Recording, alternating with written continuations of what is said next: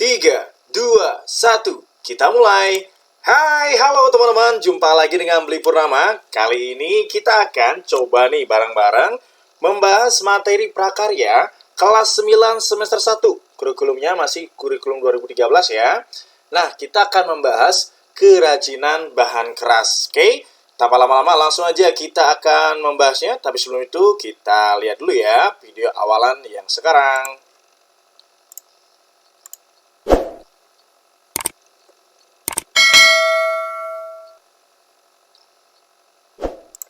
Oke, jangan lupa untuk di-subscribe dulu ya ke channel dari Beli Purnama agar makin tambah banyak tentunya penontonnya. Oke, sehingga apa yang bisa Beli Pur bagi ya bisa bermanfaat lah untuk banyak orang. Oke, langsung aja kita akan bahas tentang kerajinan bahan keras.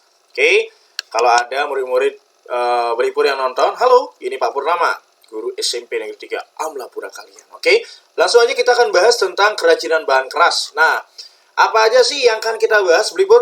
Nah, untuk kali ini kita akan bahas di bagian ini aja nih, ya, tentang prinsip kerajinan bahan keras. Jadi ada 3 nanti kita bahas, ada jenis dan karakteristik, lalu ada proses produksi kerajinan bahan keras. Kalau ada bagian tambahan nanti Beli Pur akan pisahkan ya partnya, sehingga kalian bisa belajar dengan lebih terfokus. Kita langsung aja ke prinsipnya, ya.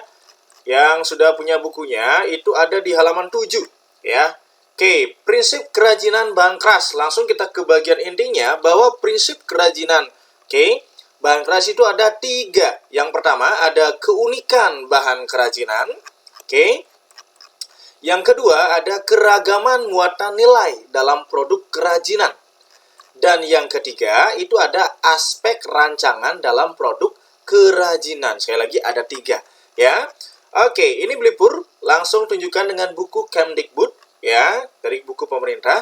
Jadi kalian teman-teman ya bisa mendengarkan ya sambil tiduran ya, sambil pejam mata, tinggal langsung dengerin apa yang Beli Pur sampaikan. Oke, kita masuk ke prinsip yang pertama yakni keunikan bahan kerajinan.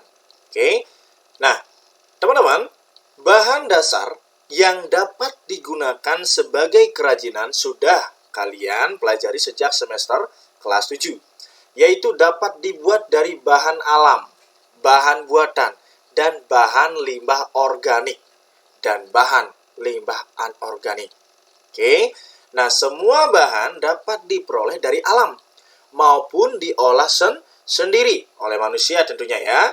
Nah bahkan hingga memanfaatkan bahan limbah yang ada di lingkungan sekitar. Nah, seorang perajin hanya memerlukan ketekunan saja, teman-teman, untuk dapat menciptakan ya sebuah produk kerajinan yang dapat dinikmati banyak orang dan bernilai jual. Tentu ini untuk kalian, teman-teman Beli Pur yang masih sekolah di SMP tentunya ya. Prakarya ini memotivasi kalian agar menjadi seseorang nantinya adalah berkarya. Makanya prakarya. Pada akhirnya adalah berkarya. Untuk apa pada akhirnya? Agar makin banyak pengusaha-pengusaha yang timbul di negeri yang kita cintai ini. Ya, lanjut. Teman-teman, beragam bahan dasar untuk memproduksi kerajinan seperti bahan lunak, bahan limbah, dan yang sekarang dipelajari bahan keras. Jadi teman-teman sebelumnya kan udah belajar tentang bahan lunak, ya, bahan limbah. Nah, sekarang ada bahan keras. Beragam pula ternyata teknik yang digunakan untuk membuat kerajinan tersebut. Masing-masing teknik memiliki kekhasan sesuai dengan karakteristik bahan dasar yang digunakan, juga sesuai fungsi dari kerajinan yang dibuat. Nah, teman-teman, teknik pengerjaan sebuah kerajinan pun dipengaruhi oleh alat yang dipakai. Sebuah alat, teman-teman, dapat mempercepat dan mempermudah produksi kerajinan. Kita harus mengenal berbagai teknik dan alat yang digunakan sesuai dengan bahan dasar yang digunakan. Jadi alatnya itu menyesuaikan dengan bahan dasar. Ya, teman-teman, kekayaan bahan dan produksi, ya sekali lagi, kekayaan bahan dan alat produksi ini membuat hasil produk kerajinan Indonesia menjadi sangat bervariasi. Kita perlu mensyukuri karunia Tuhan Yang Maha Esa terhadap bangsa ini. Oke. Nah, Belibur mau bilang, sesuai dengan yang dituliskan ya, bahan kayu ini memiliki keunikan tekstur, urat atau serat kayu yang sangat unik, teman-teman, dan tidak dapat ditemui pada bahan lainnya. Jadi, peran utama di sini bahan kerasnya kayu ya, dibilang. Urat kayu ini yang menjadi penilaian tersendiri. Mengapa orang masih tetap mempertahankan kayu sebagai produk kerajinan dengan berbagai olahan bentuk? Baik ya, baik sebagai karya fungsi pakai maupun fungsi hias. Di sini Belipur mau menggarisbawahi ya. Jadi ada penulisan bahwa fungsi pakai dan fungsi hias. Teman-teman harus bisa membedakan ini antara fungsi pakai dan fungsi hias itu loh. Ya, fungsi pakai ini ya memang kita gunakan secara aplikatif untuk membantu ya pekerjaan kita, kebutuhan kita gitu loh. Ya, misalnya fungsi pakai ya dari kayu kerajinan apa yang keras dari kayu. Ya, misalnya meja, kursi kan pakai itu. Nah, lalu ada fungsi hias. Fungsi hias itu artinya untuk menghiasi aja, untuk dipajang saja. Ya, jadi misalnya ada kayu yang dipahat menjadi bentuk hewan, ya, menjadi bentuk-bentuk simbol atau ketokohan tertentu. Nah, dipajang, tidak dipakai untuk dinikmati keindahannya. Itu perbedaan antara pakai dan hias. Oke? Ya, lanjut. Nah, ini lihat. Keunikan bahan kayu menjadi perabot kursi, meja yang dijadikan keunggulan produk kerajinan. Oke? Kita lanjut. Itu yang pertama, prinsipnya. Yang kedua, keragaman muatan nilai dalam produk kerajinan. Nah, ternyata ada beberapa nilai. Ada berapa aja, Pak Belibur? Ada 4, teman-teman. Ya, pertama, produk dengan nilai fungsional. Yang kedua, produk dengan nilai informatif. Ya, ini tangan Belibur salah ya. Ya, fungsional. Yang kedua, informatif. Yang ketiga, produk dengan nilai simbolik. Dan yang keempat, produk dengan nilai prestise atau wibawa atau gengsi. Ya, kita lihat gambarnya. Ini ada di halaman 9. Nah, kerajinan keranjang rotan dengan nilai fungsional. Fungsi apa? Pakai. Ya, fungsi pakai. Lalu ada kerajinan pin kaleng dengan nilai informatif. Ya jelas, ini kalau Belipur anak bola juga nih. Belipur tahu apa-apa aja yang ada di sini ini. Di sini ada apa aja, teman-teman? Ada Barcelona, ini Inter Milan, ini Real Madrid, ini Chelsea, ini AC Milan, ini Arsenal, ini Liverpool, ini Manchester United. Kalau Belipur senangnya Arsenal. Kalau di sini ada AC Milan, kalau ini ada Real Madrid. Itu yang Belipur senangi, ya, klub-klubnya. Ini klub-klub ada di negara Inggris, Italia, dan juga Spanyol, ya. Oke, itu kerajinan pin kaleng dengan nilai informatif. Kenapa? Karena ada informasi di sana. Ya, ada informasi. Ini lambang apa? Pasti ada informasi yang terkandung maknanya di sana. Kayak gitu. Oke. Lanjut. Ada kerajinan lukis kaca cerita Mahabharata dengan nilai simbolik. Ya jelas. Mahabharata ini adalah suatu cerita yang agung yang memberikan pesan-pesan amanat yang positif untuk kehidupan kita ya.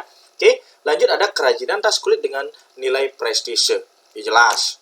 Ini anak teman-teman juga tahu ya, tas kulit ini biasanya adalah sesuatu yang mahal, ya, memberikan sebuah nilai gengsi. Wah, saya punya tas kulit nih, ya, sandal kulit, semuanya kulit, ya. Syukur-syukur nggak ada piring kulit ya, susah makan dengan piring kulit kan susah tuh, ya. Lanjut. Nah, itu artinya sampai di sini kita udah dapat ya bahwa prinsipnya ada keragaman muatan nilai. Ada 4 di sini ya, fungsional, informatif, simbolik, dan prestise. Terakhir, kita masuk ke aspek rancangan dalam produk kerajinan. Ya, teman-teman, proses pembuatan sebuah produk kerajinan tidak terlepas dari salah satu unsur penting, yaitu ya bagaimana melakukan pertimbangan saat membuat rancangan, teman-teman, yang dapat melibatkan berbagai aspek teknologi serta mengandung tanggung jawab terhadap budaya bangsa Indonesia. Nah, teman-teman, produk kerajinan mengandung banyak faktor yang perlu menjadi bahan acuan dan pertimbangan. Apa aja ini Blipur faktornya untuk membuat kerajinan bahan keras atau produk kerajinan? Yang pertama ada faktor teknis. Yang kedua ada faktor ekonomis. Yang ketiga ada faktor ergonomis. Yang keempat ada faktor sains dan teknologi. Dan yang kelima ada faktor estetika. Dan juga tambahan, ya, ada faktor kondisi lingkungan. Ya, jadi there are 6 factor. Ada 6 faktor. Ya, oke. Yang pertama kita lihat faktor teknis. Yang pertama ada metode produksi yang handal. Yang kedua, penerapan daya mesin atau manual. Yang ketiga, tingkat kemahiran sumber daya manusia. Oke, jadi faktor teknis ini kita harus perhatikan sebagai seseorang yang akan membuat metode produksinya akan kayak gimana. Siapa yang membuat, udah mahir atau belum, pakai mesin atau enggak. Jangan kita mau buat kursi 1000 dalam sehari, tapi cuma orangnya sendirian, nggak pakai mesin lagi. Nah, ini nggak masuk di otak gitu. Nggak masuk di akal jadinya gitu. Ya, yang kedua faktor ekonomis.